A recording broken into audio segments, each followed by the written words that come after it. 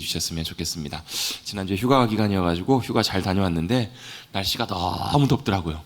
얼마나 더운지 그냥 하루 종일 땀 뻘뻘 흘리고 땀을 너무 많이 흘려서 그런지 휴가 갔다 왔더니 마치 꼭 더위 먹은 것처럼 이게 몸이 좀 왜 이러나 그러더니 아니나 다를까 목요일 지나고 금요일부터 이렇게 감기 기운 좀 있어서 이렇게 목소리도 좀 좋지 못하고 조금 그런 것 좀 이해해 주셨으면 좋겠습니다. 목사가 주일을 앞두고 이렇게 가끔 감기가 걸리거나 목소리가 나지 않거나 이런 경우에 보면 참 난감하고 참 곤란합니다. 어떻게 목사가 이렇게 감기 걸렸다고 병간일 수도 없는 노릇이고 목소리가 나오지 않는다고 어떻게 다른 방법을 할 수도 없는 노릇이고, 그래서 항상 주일을 앞두고 이런 일들이 있을 때마다 기도하면서 항상 하나님의 은혜와 도우심 의지합니다. 하나님 도와주셔야 하고 은혜로 함께해 주셔야만 하겠습니다. 이렇게 기도하고 주님 앞에 나옵니다. 오늘 아침 새벽에만 해도 목소리가 잘 나지 않아가지고 굉장히 또 걱정했었는데, 또 하나님께서 매 순간마다 또 필요할 때마다 필요한 은혜를 공급해 주시고 또 능히 감당하게 하시고 모든 상황들을 인도해 주시는 선하신 주님이신 줄로 믿습니다. 저를 따라 같이 한번 고백해 보시겠습니다. 때를 따라 도우시는 하나님의 은혜, 따라 도우시는 하나님의 은혜. 은혜가 하나님이 우리에게 주시는 선물인데 뭘 주시는가? 우리에게 주님의 도우심의 역사하심. 그러니까 내가 할 수 없는 것을 주님이 오셔서 우리 가운데 이루시고 역사하시는 것이 은혜예요. 내가 내 스스로를 구원할 수가 없고, 물에 빠진 사람, 여러분, 물에 빠진 사람은 어떻게 해야 돼요? 자기가 스스로 그 물에서 나올 수 있으면 물에 빠진 게 아니죠. 수영하는 거죠. 물에 빠진 사람이 자기가 나올 수 없기 때문에 누가 필요하냐면 누군가 밖에서 자기를 물로부터 꺼내줄 수 있는 사람이 있어야 합니다. 그게 구원입니다. 우리 스스로가 우리 자신을 구원할 수 없고요. 우리가 우리의 인생에 감당할 수 없는 일들이 굉장히 많아요. 그 상황에서 뭘요? 내가 나를 의지하지 않고 내 힘과 지혜와 내 능력을 의지하지 않고 그것이 주님께 있습니다라고 고백하는 것이 믿음이고, 그렇게 믿음으로 고백할 때 주님께서 때를 따라 도우시는 은혜라는 말이 무슨 말이냐면 이때 필요한 은혜가 있고 이때 필요한 은혜가 있단 말이에요. 그러니까 어제 주님께서 은혜로 함께 해주셔서 정말 감사하다 했는데 오늘 잠자고 일어났다 아침에 딱 눈 뜨고 일어나면 오늘 또 필요한 주님의 도우심과 은혜가 있는 거예요. 매 순간마다. 이게 뭐냐면 때를 따라 도우신 하나님의 은혜이거든요.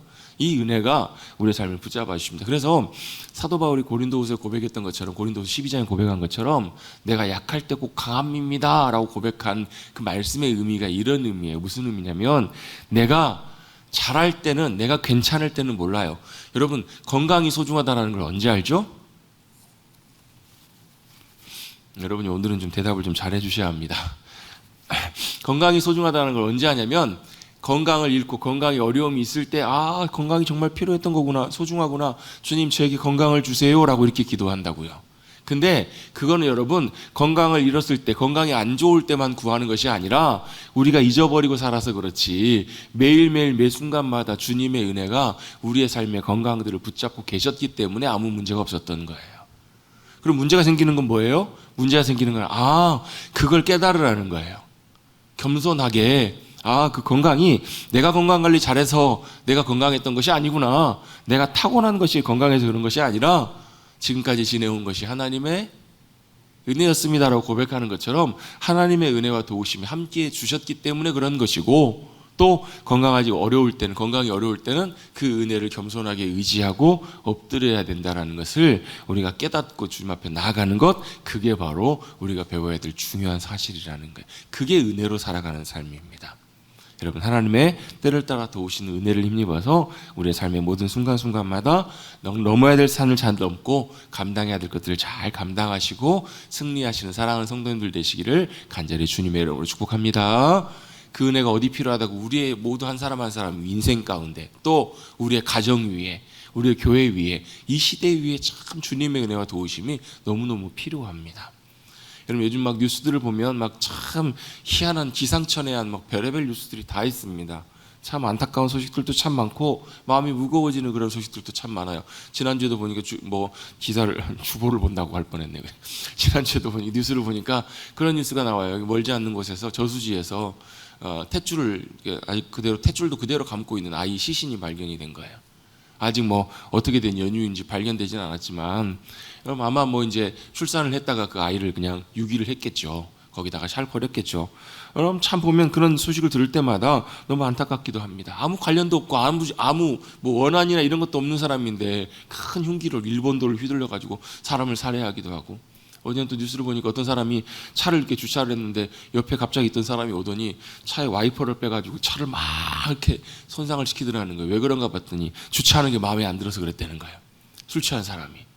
여러분, 우리 이런 시대를 지금 살아가고 있습니다. 참 상식적으로 이해하기 어렵고 흉흉하고 여러 가지 복잡한 혼돈한 그런 혼돈이 가득한 세상을 우리가 살아가고 있습니다. 그런데요, 이런 현상과 이런 일들이 물론 여러분 지금 주님 오실 때가 멀지 않는 마지막 때이기 때문에 더 그렇기도 하지만, 이 모든 것들이 사실 정도의 차이지, 조금 덜 그랬을 때와 좀 더 많이 그럴 그 차이지, 성경의 원리를, 영적인 원리를 놓고 보면 사실 그렇게 이해 못할 그런 일들은 아닙니다. 성경의 원리가 도대체 뭐길래요? 성경의 모든 역사의 시작과 모든 것들은 하나님의 창조로부터 시작합니다. 여러분, 하나님의 창조는 뭐 하는 거예요? 하나님께서 말씀하시고 말씀하신 대로 그대로 되었더니 보시기에 좋았더라. 이게 하나님의 창조의 역사예요. 하나님의 창조는 하나님 보시기에 좋은 대로 하나님의 의도와 목적대로 그렇게 만들어 놓으신 세상, 그게 바로 뭐냐면 하나님이 만드신 창조의 세상이에요. 그걸 뭐라고 하냐면 보시기에 좋았더라, 심히 좋았더라. 이 단어가 히브리어로 토브라는 단어인데요, 이 토브라는 단어는 참 좋은 단어예요. 여러분 보통 영어로 우리 아침에 인사할 때 굿모닝 하잖아요. 이 굿이라는 단어가 좋다라는 말이잖아요. 여러분 좋은 아침이세요? 좋은 아침이 아니신 분도 계실 거예요. 근데 항상 사람들이 이렇게 인사를 해요. 좋은 아침이라고. 왜요? 새로운 아침을 주신 하나님께 감사하고. 근데 이 단어에 비슷한 의미예요. 토브라는 말이 좋다, 선하다, 옳다, 참 뭐 좋다, 이런 의미로 이 토브라는 단어가 사용되는데 성경에 참 많이 나오는 단어예요. 왜? 이 하나님이 기뻐하시고 좋아하시니 토브라는 단어가 굉장히 좋은 단어, 중요한 단어이기 때문에 그래요. 하나님 보시기에 좋은 것, 이것대로 하나님께서 이렇게 만드신 거예요. 이 단어 갖고 있는 의미가 아주 크고 좋아요. 왜? 하나님께서 보시기에 좋게 세상을 만드셨기 때문에 세상이 아름다운 거예요. 여러분 아까 찬송가 478장 찬송했잖아요. 뭐 가사가 어떻게 되죠? 참 아름다워라 주님의 세계는. 이걸 여러분이 찬송을 부를 때마다, 고백할 때마다 우리는 뭘 연상하냐면 아름다운 자연을 연상해요. 그렇죠? 근데 여러분 자연은 아름다운 것 같은데, 여러분 사람의 손길로 만들고 사람이 하는 그 일을 보면서도 참 아름답다 주님의 세계는 이라고 이렇게 얘기할 수 있을까요? 얘기하기가 어려운 것들이 훨씬 많을 거예요. 사람이 만든 것, 사람이 만든 세상은 하나님이 만드신 세상과 왜요? 다를까요? 뭐가 다를까요? 다른 부분들이 많이 있기 때문에 그래요. 하나님이 만드신 세상은 하나님이 보시기에 좋은 대로 하나님이 기뻐하시는 모습으로 만드셨기 때문에 그 세상은 원래 아름다웠어요. 그리고 완전했습니다. 누가 보기에도 하나님이 보시기에 완전하게 만드신 세상이었기 때문에 완벽하고 참 좋은 세상이었어요. 언제까지요? 언제까지? 아담과 하와가 범죄하기 전까지. 아담과 하와가 선악과를 따먹기 전까지는 참 하나님 보실 때 하나님 질서대로 하나님께서 아름답게 만드신, 누가 봐도 똑같이 고백할 수 있었을 거예요. 뭐라고? 참 아름다워라 주님의 세계는 정말 아름답고 선하고 좋습니다, 복됩니다라고 이렇게 얘기할 수 있었을 거예요. 그런데 하나님께서 만드신 창조의 세계가 무너지고 망가지게 됐던 이유는 바로 인간의 죄악 때문에, 이 땅 가운데 들어온 죄 때문에 그랬다는 거예요. 인간이 선악과를 따먹고 죄가 들어온 이후부터 하나님의 창조의 아름다움과 질서보다도 죄의 영향력 가운데 죄의 질서대로 세상이 흘러가게 된 거예요. 왜 이게 중요한가? 열매 하나 뭐 따먹기 뭐가 그렇게 중요한가 싶은데요, 이 선악과가 갖고 있는 의미는 굉장히 중요합니다. 바로 뭐냐면, 선악과의 의미가 뭐냐면 하나님께서 선하다고 하시는 것, 또 하나님이 악하다고 하시는 것을 하나님의 기준과 의도대로 하나님의 공의대로 정해놓으신 것, 그걸 인정하겠다, 이게 선악과의 중요한 의미예요. 그런데 선악과를 따먹었다라는 것은 뭐냐면 이걸 부인하는 거예요. 여러분, 하나님께서 보시기에 좋은 것이 좋은 것이고 하나님이 좋지 않다고 하시는 것이 안 좋은 것인데, 이걸 누가 하겠다라는 거냐면 내가 하겠다라는 겁니다. 내가, 인간이 내가 좋은 것, 그걸 좋은 걸 좋은 거라고 따라가겠다라는 것이고, 그거 하나님 필요 없고 우리가 하겠다라는 거예요. 하나님이 만들어 놓으신 아름답고 완벽한 세상을 인간이 부인하고 이제는 내가 내 것을 하겠다라는 것, 내가 주인 돼서 내 마음대로 하겠다, 이것이 바로 선악과 사건이기 때문에 그래요. 여러분, 그래서 이 선악과 사건 이후로 뭐 죄가 이 땅 가운데 들어왔고요. 여러 가지 많은 일들이 일어났지만 그 중에 가장 중요한 것 중에 하나가 뭐냐면 절대 선한 것, 의롭다라는 것이 그 기준이 없어져 버린 거예요. 누가 옳아요? 내가 옳아요. 누가 옳아요? 다수가 옳아요. 누가 옳아요? 우리 편이 옳아요. 누가 옳아요? 우리 민족이 옳아요. 다 모든 것이 다 상대적인 것들로 바뀌어버린. 그래서 결국 어때요? 그것이 갈등으로 부딪히게 되면 싸움이 나는 거예요. 내가 옳은 것과 네가 옳은 것, 내가 좋은 것과 네가 좋은 것, 같이 부딪히면 서로 싸움이 나요. 그래서 싸우든지 아니면 어떻게 해요? 서로 협상을 하는 거예요. 타협해 살아가는 것, 그게 우리가 지금 살아가고 있는 세상입니다.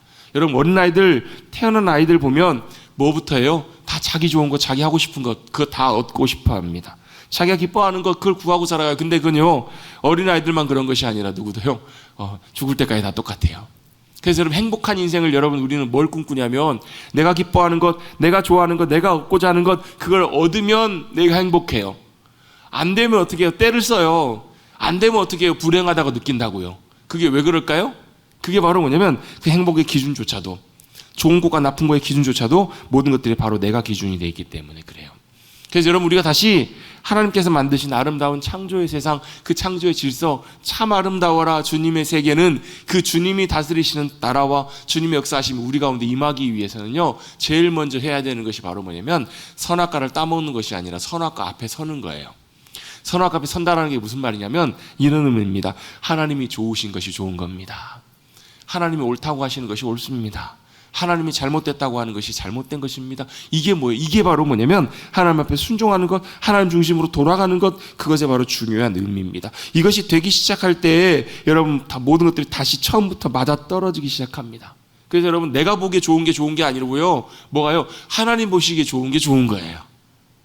하나님 보시기에 선한 것이 선한 것이고 하나님 보시기에 옳은 것이 옳은 거라고요. 이걸 하기 위해서 우리가 뭐예요? 말씀을 듣고 기도를 하는 거예요. 왜 말씀을 들어요? 말씀을 통해서 이 하나님의 의도와 기준과 하나님의 마음, 하나님의 기준과 하나님의 뜻, 무엇이 옳고 그른 것인지를 우리가 배우는 거예요. 그걸 성경에서 뭐라고 하냐면 명철이라고 해요. 명철. 명철은 이 분별력을 갖게 되는 거예요. 아, 하나님이 선하다고 하시는 것이 선한 것이구나. 하나님이 옳지 않다고 하시는 건 이게 죄구나. 이걸 분별할 수 있는 능력을 갖고 있는, 이게 바로 뭐냐면 이게 명철이라는 거예요. 지혜는 뭐예요? 하나님의 뜻과 길을 아는 거예요. 명철은 것을 분별해내는 능력입니다. 여기서부터 모든 것이 시작해요. 그걸 알고 어떻게 해요? 기도하면서 내 주여 뜻대로 행하시옵소서, 내 원하는 뜻이 아니라 주님의 뜻에 맞아 떨어지기 시작하고 주님의 뜻에 순종해 따라가기 시작할 때 거기에 뭐가 임하는가? 거기에 하나님의 나라와 하나님 함께 하심과 역사하심들이 이루어지기 시작해요. 회복의 역사들이 일어난다고요. 우리 삶이 맞아 떨어지기 시작하고 거기에 하나님의 질서가 임하기 시작해요. 여러분, 하나님께서는 질서의 하나님이시잖아요. 여러분, 인간이 범죄하고 타락한 이후에 세상이 어떻게 됐는가? 하나님이 만드신 참 아름다운 세상이 다시 창조 이전으로 돌아가 버렸어요. 땅이 혼돈하고 공허하며 흑암이 깊음 위에 있는, 여러분, 세상이 얼마나 여러분 혼돈해요. 혼란스러워요. 또 어둠이 이 땅을 덮고 있잖아요. 그게 바로 우리가 지금 살아가는 세상 가운데 하나님은 다시금 뭘 하기로 원하시는가? 하나님의 창조의 역사를 이 땅의 새 창조처럼 다시 회복하기를 주님은 원하고 계시는 거예요. 그래서 예수님이 이 땅에 뭘로 오셨어요? 요한복음 1장에 보시면 빛으로 세상에 오세요. 창조하실 때도 하나님께 제일 먼저 시작하셨던 게 뭐예요? 빛이 있으라 말씀하시잖아요. 빛이신 주님이 우리 가운데 임하시고 이 땅 가운데 임하셔서, 여러분, 주님 만난 사람들은요 다 주님이 우리 안에 거하심으로 뭐가 있냐면 주님의 빛이 우리와 함께하고 계세요. 성령님이 우리와 함께 하시면서 주님의 빛이 함께 하신다고요. 그래서 어떻게 해요? 말씀을 통해서 그 빛으로 주님께서 우리의 길과 발을 알게 하세요. 걸어갈 길들 알게 하시고 해야 될 길들 알게 하신다고. 그래서 여러분, 시편 119편 105절 말씀에 주의 말씀은 내 발에 등이요 내 길에 빛입니다 라고 말씀하시는 이유가 그건 거예요. 아, 이게 길이고 진리구나, 이게 우리가 가야 될 길이구나, 그걸 보게 하시고 알게 하시는 거예요. 예수님이 그래서 오셔서 뭐라고 말씀하세요? 내가 곧 길이요 진리요 생명이다. 그 길이 생명의 길이라는 거예요. 여러분, 그렇잖아요. 만약에 한번 가정을 한번 해보십시다. 불이 나가지고 깜깜해요. 연기가 가득 차요. 유독가스가 가득 차요. 빨리 빠져나가야 되는데 그 공간이 익숙치가 않아요. 어디로 가야 될지 몰라요. 사람들이 다 그쪽으로 가니까 나도 모르게 따라가요. 가봤더니 문이 잠겨 있는 거예요. 그럼 다 어떻게 되는 거예요? 다 같이 죽는 거예요. 근데 누가요, 그 길을 잘 알고 그 길을, 그 모든 상황에서 빠져나갈 수 있는 길을 잘 아는 사람을 잘 따라가면 그 길이 무슨 길이에요? 생명길이라고. 생명길, 사는 길이라고요. 그게 여러분 우리의 인생의 길을 인도하시는 주님이 우리의 길과 진리요 생명이 되시는 중요한 의미라는 거예요. 그 길들을 우리가 잘 분별하고 걸어가기 시작할 때 주님의 함께 하심과 하나님 나라의 놀라운 역사와 은혜들을 우리가 경험하며 이 땅에 살아가게 될 줄로 믿습니다. 내가 좋아하는 것이 아니라 하나님 보시기에 좋은 것. 그래서 기도하면서 그걸 구하는 거예요. 주님, 이걸 구하지만 주님, 내 주여 뜻대로 아버지여 하나 할 수만 있으면 이 잔을 십자가를 안 지게 해주십시오. 그러나 나의 뜻대로 마시고 아버지의 뜻대로 되기를 원합니다. 왜요? 예수님께서도 원하시는 것은 십자가 안 지시는 것이었지만 예수님이 구하셨던 건 뭐냐면 내가 원하는 것, 내가 바라는 것보다 하나님 아버지께서 기뻐하시는 것, 하나님 아버지께 선한 것, 좋은 것, 그 길대로 이루어지기를 원합니다. 구하셨던 것이 예수님의 기도고 이게 기도의 중요한 의미이기 때문에 그래요. 여러분 이런 기도로 주님 앞에 나아가는 이들의 기도를 주님은 절대 외면하지 않으십니다. 그 기도 가운데 반드시 역사하십니다. 그래서 중요한 것이 이것입니다. 하나님이 기뻐하시는 것을 나도 기뻐하는 것, 하나님이 기뻐하시고 좋아하시는 것, 나도 그걸 좋아하고 따라가는 것, 이게 될 때 여러분 우리의 믿음의 삶이 주님과 동행하는 하나님 나라를 이 땅에서 누리며 살아가는 삶이 가능해지거든요. 근데 제가 곰곰이 생각해 봤더니 이게 어떻게 가능한가 봤더니 가능한 방법이 하나 있더라고요. 뭐냐면 사랑하면 그게 되더라고요. 사랑하면 그 사람이 좋은 것이 나도 좋고요, 그 사람이 기뻐하는 것이 나도 기뻐해져요. 그래서 성경에서 우리를 향한 하나님의 말씀, 명령을 쫙 줄여보면 두 가지로 정리할 수 있다고 예수님 말씀하시잖아요. 하나님 사랑, 이웃 사랑. 하나님 사랑하는데 어떻게 사랑하라고요? 내 마음과 뜻과 힘과 생명을 다해서 하나님 여호와 한 분 하나님을 사랑하라, 하나님만 사랑하라 이렇게 말씀하시잖아요. 왜? 사랑하면요 하나님이 기뻐하시는 것을 나도 같이 기뻐해요. 사랑하지 않으니까, 하나님 말고 다른 걸 사랑하니까 하나님 기뻐하시는 것보다 내가 기뻐하고 좋아하는 것을 따라가려고 하거든요. 하나님을 사랑하게 되면 하나님 사랑하시는 것, 하나님 기뻐하시는 것, 그걸 나도 인정하고 따라갈 수 있게 되는 거거든요. 선악과를 따먹는 것이 아니라 선악과 앞에 서서 우리는 이렇게 고백할 수 있는 거예요. 하나님이 내 하나님이십니다. 하나님이 옳으십니다. 하나님이 선하십니다. 하나님이 신실하십니다. 비록 내 뜻은 이러할지라도, 다르게 인도하실지라도 그것이 정말 주님이 기뻐하신 뜻입니다. 그렇게 주님 기뻐함으로 믿음으로 고백할 수 있는 거예요. 여러분 그 찬양 잘 아시죠? 숨 한번 쉬고 나 주님의 기쁨 되기 원하네. 여러분 그 찬양 아시죠? 나 주님의 기쁨 되기 원하네. 후렴에 보시면 내가 원하는 한 가지, 뭐예요 여러분? 그 찬양 잘 모르세요? 옛날 많이 했던 찬양이잖아요. 내가 원하는 한 가지, 주님의 기쁨이 되는 것입니다 라고 찬양하잖아요. 많이 고백하잖아요. 그죠? 근데 여러분 우리는 찬양으로 많이 고백하는데 진짜 그러냐는 거예요. 내가 원하는 한 가지가 정말로 주님이 기뻐하시는 주님의 기쁨으로 살기를 원합니다. 그렇게 되기를 원합니다. 진짜 그게 그렇게 여러분의 진짜 여러분의 진심의 고백이시냐고요. 하나님 그러실 거예요. 그 찬양하면 이렇게 물어보실 거예요. 진짜냐? 이렇게 물어보실 거예요. 진짜야? 근데 여러분 그 고백이 진짜가 되기 위해서는요 뭐가 돼야 되냐면 우리가 하나님을 사랑하는 그 자리에 서 있을 때 정말 내가 하나님의 기쁨 되기를 원합니다, 이 고백을 할 수 있는 거거든요. 그렇게 하나님의 기쁨이 나의 기쁨이 되기 시작하면 여러분 주님과 함께하는 삶이 가능해져요. 하나님의 기쁨 되는 것, 하나님이 기뻐하시는 걸 따라가는 것. 그래서 여러분 이 기쁨이 우리 가운데 함께해 주시는 것, 이게 하나님 나라의 가장 중요한 기본적인 원리 중에 하나이기 때문에 그래요. 그래서 여러분 성경에서 여러분 많은 단어 중에서 기쁨, 기뻐하다 이런 표현들을 여러분 성경에 찾아보면 몇 번이나 나올까요? 몇 번이나 나올까요? 한번 집에 가서 한번 세보십시오. 겁나게 많이 나옵니다. 굉장히 많이 나와요. 저도 말씀을 준비하면서 성경에 찾다가 여러 군데 말씀을 찾아요. 시편 37편 여호와를 기뻐하라, 하나님께서 너의 소원을 이루어 주시리라. 악을 행하는 자들 때문에 불평하지 말라. 불을 행하는 자들을 시기하지 말라. 그들은 풀과 같이 속히 배임을 당할 것이고 푸른 채소같이 금방 쇠잔해질 거라. 여호와를 의뢰하라. 선을 행하라. 땅에 머무는 동안 그의 성실을 먹을거리로 삼아라. 또 여호와를 기뻐하라. 그가 내 마음의 소원을 이루어 주시리라. 내 길을 여호와께 맡기라. 그를 의지하면 그가 이루시고 내 의를 빛같이 나타내시며 내 공의를 정오의 빛같이 하시리로다. 참참하게 기다리라. 참아 기다리라. 자기 길이 형통하고 악한 꾀를 이루는 자 때문에 불평하지 말라. 악인들이 잘 된다고 불평하지 말라는 거예요. 기다리라. 여호와를 기뻐하며 기다리라. 분을 그치고 노를 버리고 불평하지 말라. 하나님께서 진실로 악인들은 이 땅에 끊어지게 하실 것이지만 여호와를 기뻐하며 소망하는 자들을 하나님께서 땅을 차지하게 하실 거다. 그 땅이 무슨 땅이에요? 강남에 있는 땅인가요? 그 땅이 무슨 땅이에요? 노른자 땅인가요? 그 땅이 무슨 땅일까요? 약속의 땅이지 않을까 싶어요. 여호와 하나님 나라가 임하는 그 땅을 하나님께 차지하고 들어가게 하실 것이 아닌가라고 우리 생각해 볼 수 있습니다. 여호와를 기뻐하라 말씀하십니다. 성경에 보면 기뻐하라, 기쁨 이런 표현들이 굉장히 많이 나와요. 여러분 우리 오늘 읽었던 본문에도 여호와를 기뻐하는 것이 너희의 힘이다라고 말씀하고 있습니다. 뿐만 아니라 빌립보서 말씀 보면 신약의 빌립보서라는 책 아시죠? 에베소서, 빌립보서, 골로새서, 또 뭐 빌레몬서 이 네 권의 책을 옥중서신이라고 이렇게 부르거든요.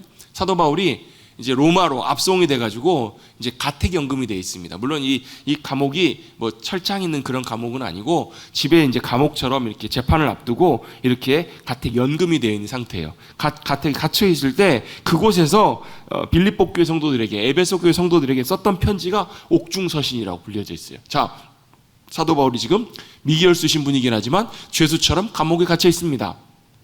그때 심정과 마음이 어땠을까요? 전혀 개의치 않습니다. 그런 거에 전혀 개의치 않고 사도 바울이 빌립보서에서 제일 많이 썼던 표현이 뭘까요? 기뻐하라. 기쁨이라는 거예요. 기뻐하라. 대충만 세봐도 17번 이상이 나와요. 여러분 감옥에 갇혀 있는 사람이, 여러분 죄인으로 재판을 받아야 되는 사람이 뭐라고 얘기해요? 기뻐하라라고 얘기합니다. 내가 다시 말하노니 항상 기뻐하라. 내가 다시 말하노니 기뻐하라. 빌립보서 이런 표현들이 여러 번 나와요. 왜 그럴까요?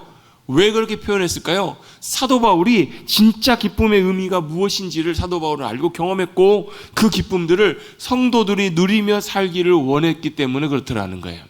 빌립보 교회 성도들이여 기뻐하십시오. 여러분이 잘 알고 있는 데살로니가전서 5장 말씀도 여러분 잘 알잖아요. 항상 기뻐하십니까? 쉬지 말고 기도하십니까?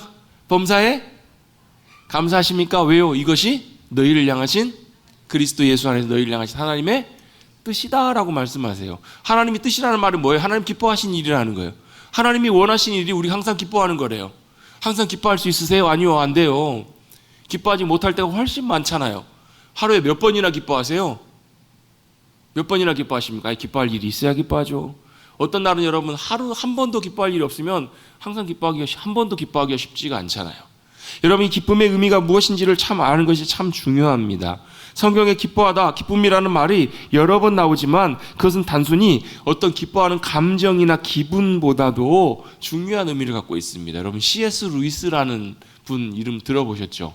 나니아 연대기 이런 유명한 일반 소설을 또 많이 썼던 분이고요. 참 기독교 변증가로서 참 유명한 참 귀한 분인데요. C.S. 루이스가 썼던 책의 내용에 이런 내용이 있습니다.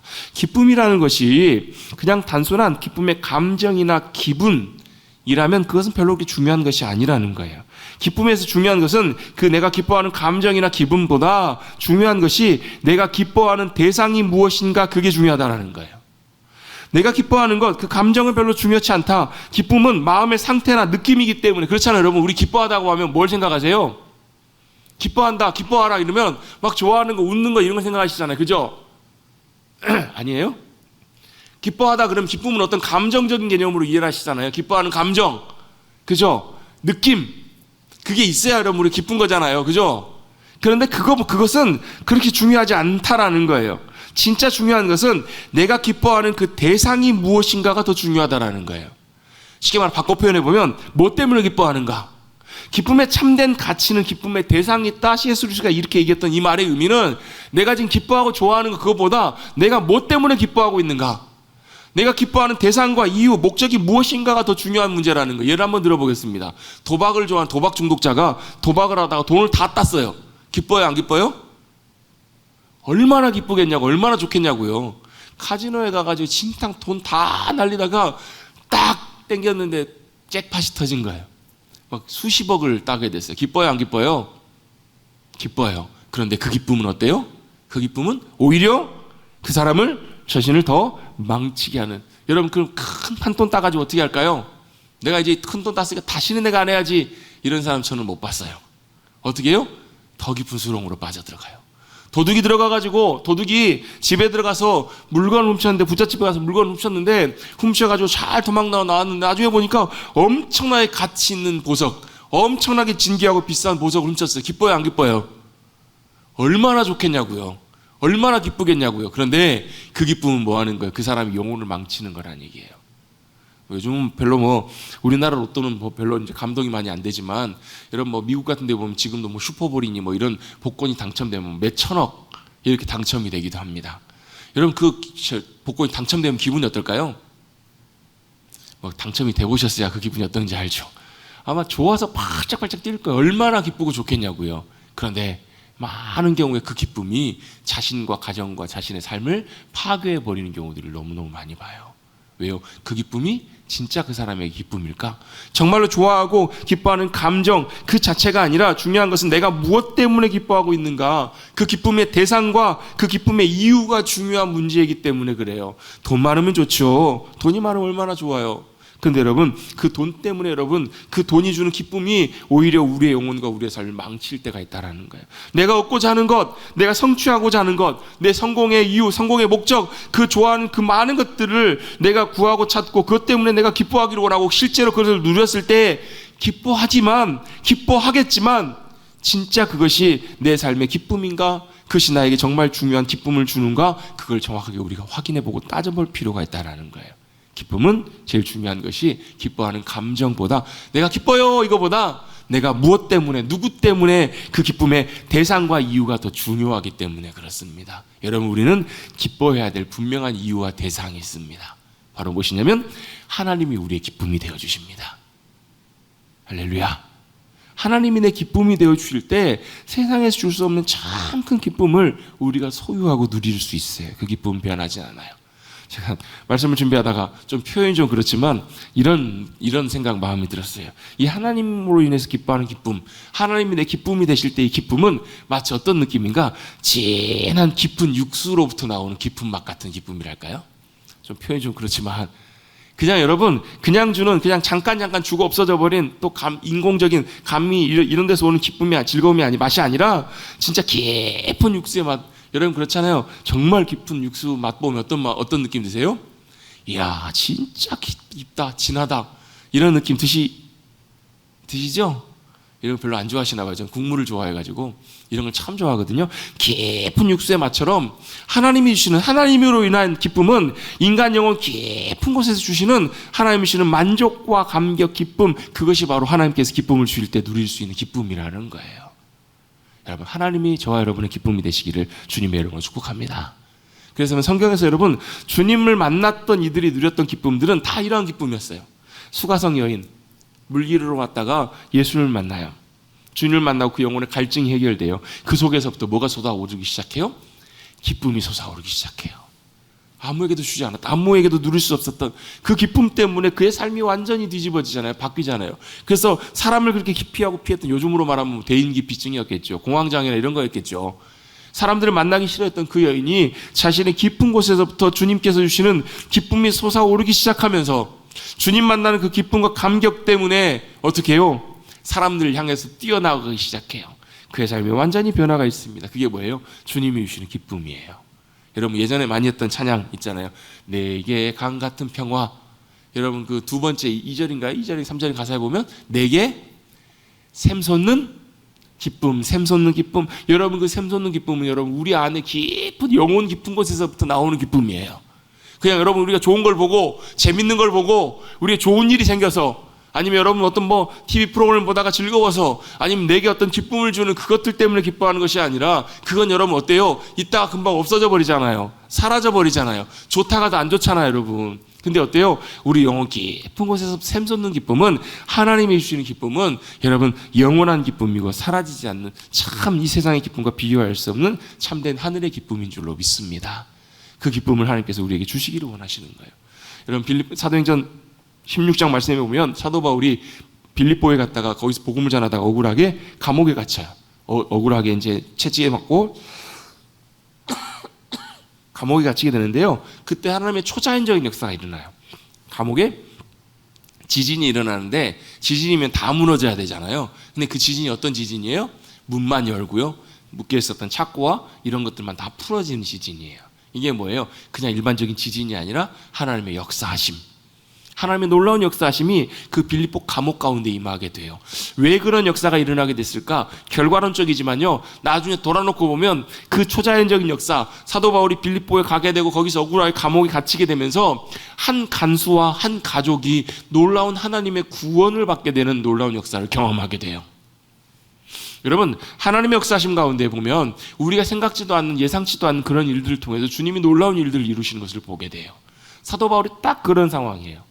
사도 바울이 그런 놀라운 초자연적인 하나님의 역사가 일어났을 때 아무도 감옥에 나가지 않아요. 간수가 졸다가 깜짝 깨서 보고 문이 다 열려 있는 것을 보고, 야, 이제는 어떻게 탈옥했다라는 거예요. 탈옥하면 어떻게 돼요? 자기도 큰 이제 형벌을 받게 되니까 자기도 죽임을 당하게 되고 아마 가족들까지도 아마 피해가 있지 않았을까, 그런 우려와 걱정 때문에 어떻게 스스로 자결하려고 해요. 왜? 스스로 자결하면 얘기가 어떻게 돌아가는 거예요? 간수들, 감옥의 죄수들이 탈옥하고 간수를 죽이고 탈옥했다, 아마 이런 스토리가 만들어질 거로 예상을 해서 아마 이 사람이 크게 두려워하면서 스스로 자결하려고 합니다. 그때 감옥 안에 소리가 들립니다. 무슨 소리가 들려요?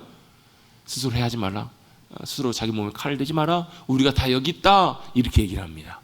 간수가 깜짝 놀라서 사도 바울에게 뛰어들어가서 엎드려서 이렇게 얘기를 합니다. 내가 어떻게 해야 구원을 얻을 수 있겠습니까? 그 사람이 물었던 첫 번째 질문은 어떻게 해야 우리가 구원을 얻을 수 있겠습니까? 라고 사도 바울에게 묻습니다. 왜요? 그 상황에서 그 영혼이, 그 간수가 뭘 기억한 거예요? 내게 있어서 지금 내 인생이 다 끝날 수밖에 없었던 죽음의 직전의 상황 속에서 그가 돌아보았던 건 뭐냐면 구원의 문제였던 거예요. 여러분, 세상에 아무리 좋은 것들이 있어도 여러분, 죽음 앞에서는 아무런 의미가 없잖아요. 세상의 모든 걸 다 누리고 할 수 있는 것을 다 해도 여러분, 영혼의 구원의 문제가 해결되지 않으면 인간은 결국 그 죽음 앞에서 무기력하게 두려움과 염려 가운데 인생을 마칠 수밖에 없어요. 그 영혼이, 그 간수가 사도 바울 앞에서 엎드립니다. 어떻게 해야 구원 얻을 수 있겠습니까? 사도 바울이 뭐라고 얘기하죠? 그때 했던 말씀이 중요한 말씀, 또 유명한 말씀입니다. 사도행전 16장 31절, 주 예수를 믿으라, 그리하면 너와 내 집이 구원을 얻으리라. 주 예수 그리스도를 믿으라는 거예요. 여러분, 내가 주 예수 그리스도를 믿었다고 해서 내 가정이 자동적으로 구원을 받는 그 의미는 아니에요. 그 한 사람을 통해서 어떻게 해요? 그 가족 식구들이 다 복음을 들어요. 예수 그리스도를 믿는 놀라운 역사를 경험하게 돼요. 사도 바울이 그걸 전해준 거예요. 여러분, 이 간수가 이 말을 듣고요, 사도 바울과 신라를 다 자기 집으로 데려가서 일일이 상처를 다 씻겨줍니다. 그리고 자고 있었던, 한밤중이니까 자고 있었겠죠. 자고 있었던 식구들을 다 깨워가지고 예수 그리스도 복음을 듣게 합니다. 그리고 복음을 통해서 예수 그리스도를 믿고 나서 그 가운데 임했던 것이 무엇이었을까요? 말할 수 없는 구원의 기쁨과 감격이 아니었겠냐는 거예요. 여러분, 간수가 좋은 소식을 들어가지고, 죄수들이 탈주 안 했으니까 이제 내 승진에 큰 문제가 없겠다, 아무 문제가 생기지 않았으니까 참 다행이다, 이것 때문에 기뻐했을까요? 아니요. 간수가 기뻐했었던 이유는 예수 그리스도를 통해 자신이 구원받은 구원의 기쁨과 감격 때문에 그는 기뻐했던 거예요. 여러분, 바로 이것이 하나님께서 주시는 하나님의 기쁨입니다. 간수에게 임했던 기쁨은 하나님으로 인한, 하나님의 구원의 은혜로 인한, 하나님 때문에 하나님이 주시는 기쁨이었다라는 것입니다. 여러분, 단순히 좋은 일이 생겨서 기뻤던 것이 아닙니다. 그 기쁨은 금방 지나갑니다. 사라집니다. 아무리 좋은 일이 생겨도 며칠 지나지 않으면 그 감동 금방 사라져버립니다. 그런데 그 일을 주신 하나님 때문에, 역사하신 하나님 그분이 우리의 기쁨이 되시면 그 일을 통해서 우리에게 그걸 주시던 안 주시던, 좋은 일이 일어나던 안 일어나던 하나님 때문에 기뻐하는 사람은 그 영혼 깊은 곳에서부터 주님이 주시는, 하나님이 주시는 기쁨이 솟아오르게 되는 줄로 믿습니다. 마치 모처럼 우물처럼요. 그래서 뭐라고 고백해요? 우리 찬양하잖아요. 날 구원하신 주 감사, 모든 것 주심 감사. 그 뒤에 보면 그런 표현들 나오잖아요. 주셔도 감사, 주시지 않으셔도 감사, 가져가셔도 감사. 이게 이유가 뭐예요? 나를 구원하신 하나님 때문에, 하나님이 나를 구원하시고 그 구원의 은혜로 나를 붙잡아 주시고 여전히 사랑의 손길로 함께하고 계신다면 있어도 감사하지만 없어도 감사하다라는 거예요. 다 빼앗겨도 감사하고, 스데반이 돌에 맞아서 억울하게 죽으면서도 하나님의 영광을 보면서 영광 가운데 기쁨으로 죽을 수 있었던 이유는 뭐 때문에요? 그 주님 때문에, 예수님 때문에. 여러분, 모든 사람들이 주님으로 인한 기쁨 때문에, 여러분 자신을 구원하시고 역사하신 하나님 때문에 누렸던 큰 기쁨과 은혜 때문에 믿음의 길을 순종하며 걸어가게 되었던 줄로 믿습니다. 뭐예요? 나는 비록 약하지만 부족하지만 약한 나를 보시고 눈동자처럼 지키시고 함께 하시는 하나님이 바로 누구시라고? 나의 하나님이시라고요. 우리 하나님이시고 나를 구원하신 하나님이시라고 그것만 기억하고 깨닫게 되더라도 여러분 우리는 감사와 큰 기쁨의 은혜를 누리게 될 줄로 믿습니다. 아멘. 하나님이 바로 우리의 하나님이십니다. 우물과 같이 그 구원의 깊은 물에서 기쁨과 감격들을 퍼올리시는 저와 여러분 우리 모두가 되시기를 간절히 주님의 이름으로 축복합니다. 왜요? 어느 누구도 우리의 인생과 삶을 장담할 수가 없잖아요. 우리의 영혼이 구원의 놀라운 은혜를 누렸다는 것은 오늘 주님께서 우리를 이 땅 가운데 부르시더라도 언제라도 주님 부르시면 주님 품으로 나갈 수 있는 예비된 주님의 집으로 나갈 수 있는 그런 귀한 은혜가 우리 가운데 있기 때문에 그래요. 여러분 물론 잘 관리해야 합니다. 건강도 잘 관리해야 되고 삶에 대해서 지혜로운 준비들도 다 해야 됩니다. 여러분 약도 잘 드시고 운동도 잘 하시고 여러분 함부로 여러분의 인생과 여러분의 건강도 함부로 허비하지 마십시오. 하나님이 우리에게 주신 생명이고 인생이니까요. 그런데 우리가 아무리 관리를 잘하고 준비를 잘하고 챙긴다고 해서 여러분 우리의 인생과 우리의 생명과 삶을 책임지고 어떻게 할 수 있는 것이 아니더라는 거예요. 내가 내 인생, 내 생명, 내 삶을 마음대로 할 수 있지 않아요. 왜요? 우리의 삶은 내가 붙들고 있는 것이 아니라 주님이 붙들고 계셔야 되기 때문에 그래요. 그것이 바로 예수님을 나의 구주로 믿는 거예요. 여러분 예수님을 나의 주님으로 나의 구주로 믿고 모시고 믿고 살아간다는 말은 내 인생을 누가요? 주님이 책임지십니다라고 고백하는 거예요. 주님이 내 인생을 삶을 책임지시고 붙잡아 주십니다. 이걸 고백하는 것 그게 바로 믿음의 삶이기 때문에 그래요. 내가 주인이 아니고 하나님이시기 때문에. 그래서 주님이 부르시면 오늘이라도 가시면 그냥 우리 가야 되는 거잖아요. 지난주가 아니 그 전주네요. 보니까 지난 주일 전주에 이 근처에 있는 이 지역은 전주 지역은 아닌데요. 근처에 있는 큰 대형 교회를 섬기는 젊은 부목사님이 40대 중반의 부목사님이 주일날 사역 마치고 이제 이렇게 하다가 차에서 갑자기 심장마비로 세상을 떠났어요. 만으로 45주 아마 되는 것 같아요. 주일 사역 잘 마치고 갑작스럽게 심장마비가 와가지고 이 땅의 삶을 마치고 주님 품으로 나가게 됐어요. 생각지도 못했고 그 가족들과 모든 주변에 있는 성도들과 사람들에게는 얼마나 큰 아픔이고 또 충격이었겠냐고요. 물론 여러분 갑작스럽게 우리의 삶의 끝을 맞이하게 될지라도 우리에게는 예수 그리스도를 통한 구원의 은혜와 구원의 약속이 있기 때문에 그것이 영원한 끝도 아니고 절망도 아니고 그 다음에 아버지의 품 하나님 나라 아버지 집이 예비되어 있기 때문에 다시 만날 위로와 소망은 우리에게 있어요. 그런데 그럼에도 불구하고 이 땅에서 인생, 삶을 맞춰야 되는 건 그건 여러분 절대로 우리의 마음대로 되는 것이 아니에요. 그래서 겸손하셔야 돼요. 그래서 여러분 절대 자부하시면 안 돼요. 내 인생의 주인이 내가 아님을 고백하시고 내 삶을 붙드시고 책임지시고 인도하시는 하나님이 내 아버지이심을 내 하나님이심을 믿고 의지하는 겸손한 믿음의 사람들이 되어야 될 줄로 믿습니다. 그렇게 주님 믿음으로 의지하고 나갈 때 뭘 할 수 있는가? 내가 주님을 의지하기 때문에 뭘 할 수 있냐면요. 내 삶과 내 영혼과 내 인생을 하나님이 책임지십니다 라고 고백할 수 있는 거예요. 내 인생을 내가 책임지는 것이 아니라 바로 내 삶을 주님이 책임지신다. 그게 바로 뭐예요? 구원의 은혜라는 것입니다. 내 삶을 놀랍게 주님이 구원하시고 건지시고 책임지시고 인도하신다. 그것을 여러분 우리는 하나님을 겸손하게 의지할 때 우리가 고백할 수 있는 거예요. 그게 뭐예요? 구원의 감격과 기쁨이에요. 우리가 하나님을 기뻐한다고 할 때 뭘 기뻐할 것인가? 나를 구원하신 하나님의 놀라운 구원의 은혜에 감사하고 기뻐하는 것, 그게 바로 뭐냐면 우리의 기쁨이 될 수 있는 중요한 내용들이라는 거예요. 오늘 우리가 읽었던 본문 말씀은 느헤미야 8장 말씀은 이스라엘 백성들이 유다 백성들이 포로로 바벨론에 끌려갔다가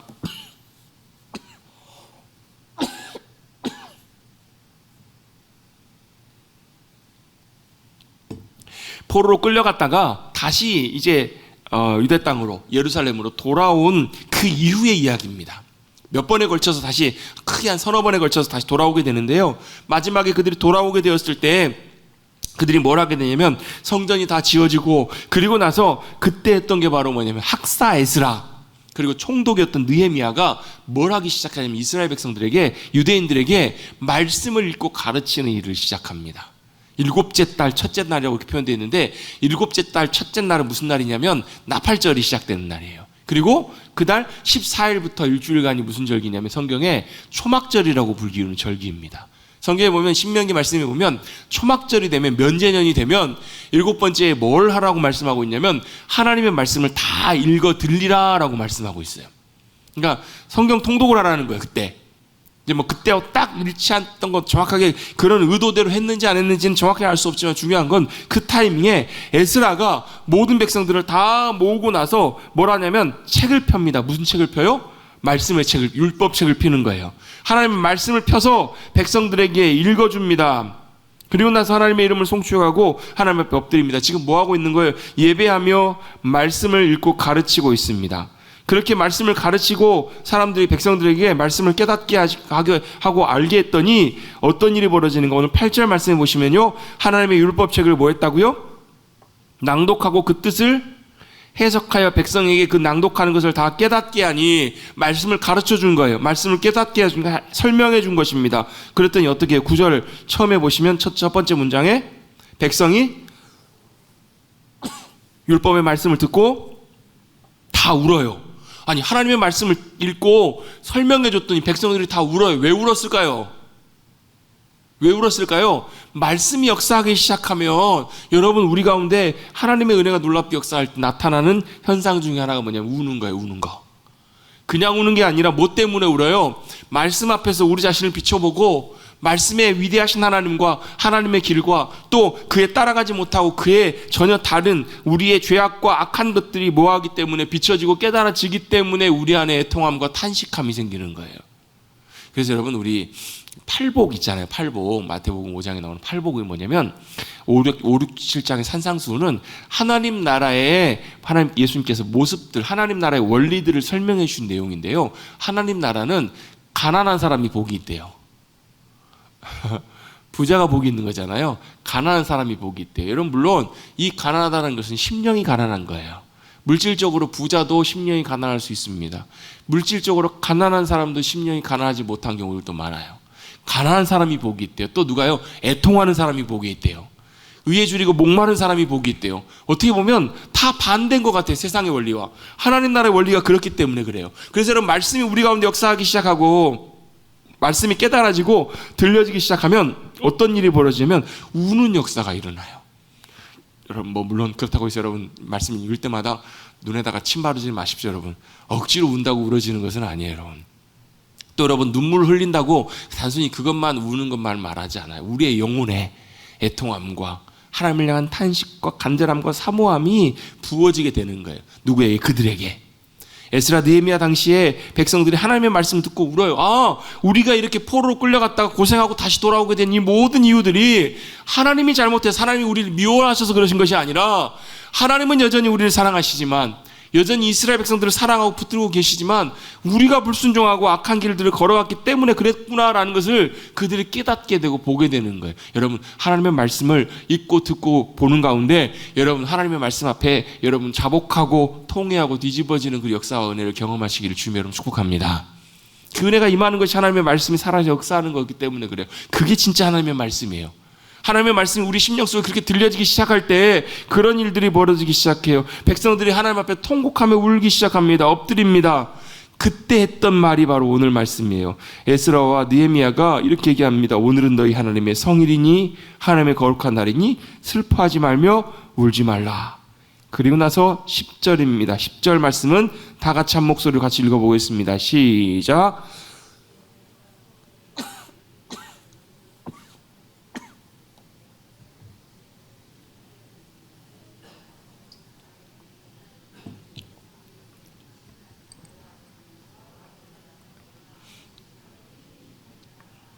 아멘.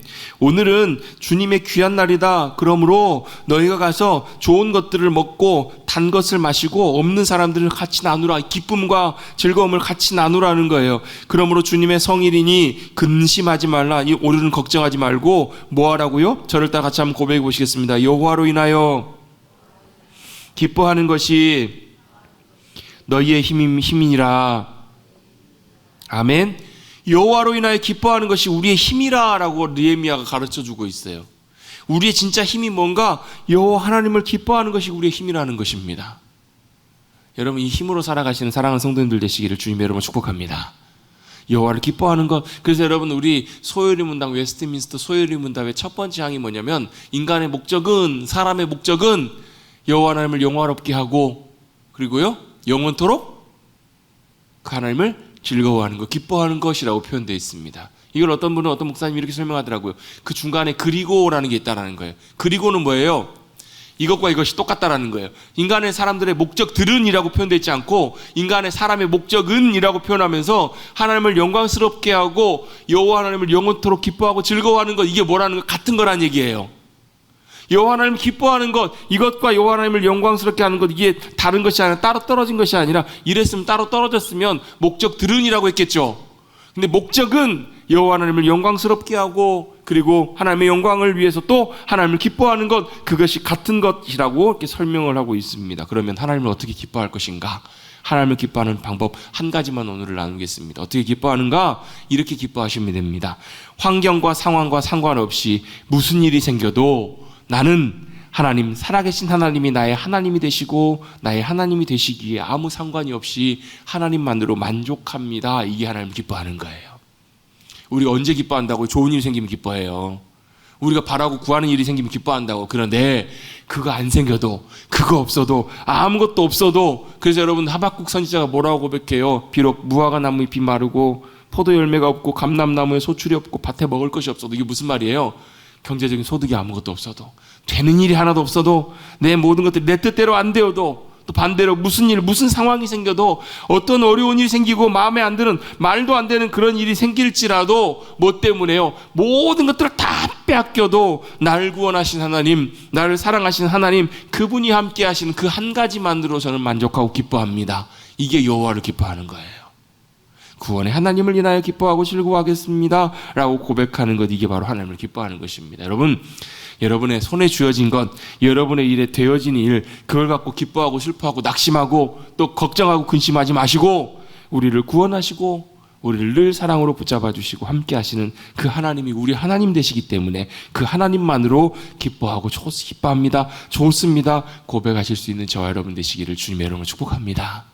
여러분, 그것이 하나님을 기뻐하는 것입니다. 하나님만으로 기뻐합니다 라고 고백할 수 있을 때 여러분, 우리의 삶에 놀라운 일들이 일어나기 시작해요. 하나님만으로 만족하고 하나님만으로 기뻐하기 시작할 때 주님과 더 가까워지고요, 주님과 함께 동행하는 귀한 하나님 나라의 귀한 삶들이 가능해지는 거예요. 여러분, 이 땅에서 하나님을 기뻐함으로 그것을 여러분의 힘으로 삼고 주님과 동행하시며 승리하며 나가시는 저와 여러분 우리 모두가 되시기를 간절히 주님의 이름으로 축복합니다. 어떻게 해요? 하나님만으로 충분합니다. 여러분, 빌립보서 제가 아까 말씀드렸잖아요. 빌립보서 말씀 한번 가서 읽어보세요. 자기는 부에도 처할 줄도 알고 가난에도 처할 줄도 알고 어떤 상황에서도 다 스스로 만족하고 감사하는 법을 배웠다고. 왜요? 주님 때문에, 내게 능력 주시는 주님 안에 거하면서 내가 모든 것을 다 할 수 있게 됐다고. 내 모든 것을 넉넉하게 채우시고 인도하시는 하나님만으로 만족하고 기뻐했던 사도 바울의 고백처럼 저와 여러분 우리 모두도 하나님만을 기쁨으로 삼으시고 하나님 기뻐하심으로 이 땅에서 주님이 주시는 놀라운 은혜와 승리, 세임을 받아 승리하시는, 누리시는 저와 여러분 되시기를 간절히 주님의 이름으로 축복합니다. 축복합니다. 기도하겠습니다. 하나님 감사합니다. 오늘도 주님을 예배하는 귀한 자리 믿음으로 나올 수 있도록 인도하여 주시고, 오늘 말씀을 통해서 여호와를 기뻐하라, 이것이 너희의 힘이니라, 여호와를 기뻐하는 것이 너희의 힘이다 말씀을 다시 한번 기억하게 하시니 감사를 드립니다. 우리는 기쁨하면 기뻐하는 감정과 느낌만 생각하기 쉽지만 우리가 기뻐하는 이유, 기뻐하는 대상, 그 유일한 대상이 하나님이심을 잊지 않고 날 구원하신 하나님으로 인하여 감사하며 기뻐하며 이 땅 살아가는, 하나님이 주시는 놀라운 샘솟는 기쁨으로 이 땅에 승리하며 살아가는 우리 모두가 되게 하여 주시옵소서. 예수님의 이름으로 감사하며 기도드리옵나이다. 아멘.